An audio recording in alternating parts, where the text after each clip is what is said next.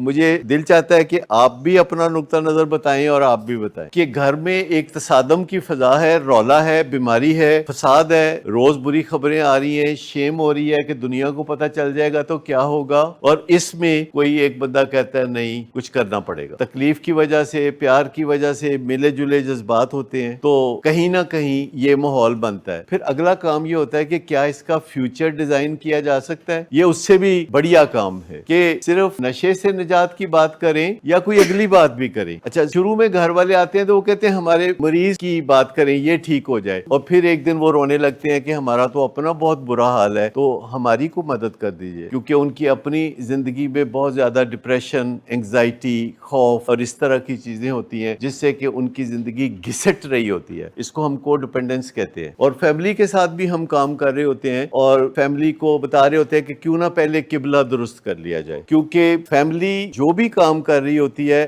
وہ ماضی کی تکلیف کی وجہ سے کر رہی ہوتی ہے۔ فیملی وہ کام اگر مستقبل بنانے کے لیے کرنا شروع کر دے تو it can be a new dimension. Family کے ذہن میں یہ صرف ہوتا ہے کہ وہ تکلیف ہے وہ جو ٹھیک ہو جائے، اور ان کے ذہن میں بھی نہیں آتا کہ اس کا کوئی سنوارا جا سکتا ہے، کیونکہ وہ سمجھ رہے ہوتے ہیں کہ یہ بیونڈ ریپیئر ہے، یعنی رائٹ آف کر دیا ہوتا ہے۔ سوچتے ہیں کہ نہیں یہ ان کی بن سکتا ہے، بس صرف فیملی والے جاتے ہیں نشہ نہ کرے، ہم اس کو تخت پہ بٹھا کے اچھے اچھے پراٹھے کھلائیں، کھانا کھلائیں، بس کدھرے جائے نہ اٹھ کے بیٹھا رہے ہوتے، نظروں کے سامنے رہے، بس جیوندہ رہے۔ یہ فیملی کی ساری تمنا جو ہے ان دو لفظوں کے اندر آ جاتی ہے کہ جیوندہ رہے۔ وہ جو کبھی خواب دیکھے تھے کہ یہ ایسا ہو جائے، یہ ویسا ہو جائے، یہ ایسے چمکے، یہ ستارہ ہو، وہ سارے خواب فیملی بھول چکی ہوتی ہے اس بیماری کی تکلیف میں۔ لیکن موٹیویشن کے لیے ضروری ہے کہ جو ہی آپ ایک کام کا آغاز کرتے ہیں تکلیف کی وجہ سے، تو اس موٹیویشن کو قائم رکھنے کے لیے آپ کو فیوچر کے تانے بانے بننے کی ضرورت ہے۔ اب دیکھیں آپ کا بچہ 4 سال کی عمر میں اسکول جاتا ہے تو آپ 24 سال بعد کی باتیں سوچ رہے ہوتے ہیں کہ جب وہ ڈاکٹر بن جائے گا، جب وہ لائر بن جائے گا، جب وہ کوئی ڈپٹی کمشنر بن جائے گا۔ تو اتنی دور کے خواب بھی انسان کو موٹیویٹ کیے رکھتے ہیں، وہ روز اس کو اسکول چھوڑنے جاتے ہیں، پھر لینے جاتے ہیں اور پھر ہوم ورک کراتے ہیں سیریس ہو کے۔ ایک دوسری تیسری کلاس کے بچے کا جو ہوم ورک مائیں ایسے کر رہی ہوتی ہیں جیسے کوئی UNO کا پروجیکٹ ہے، وہ بڑی بڑی محنت سے